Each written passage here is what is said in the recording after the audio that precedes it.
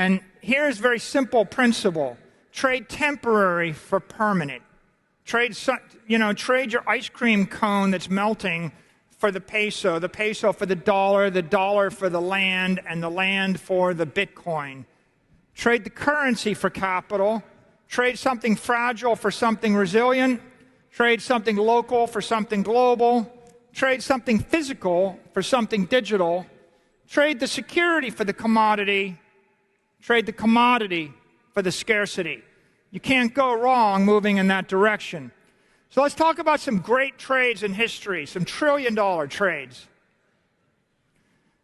The Dutch understood naval power. They understood ships. They had thousands of them. They bought the best port in the New World for a couple of $100 in plastic and textile trinkets.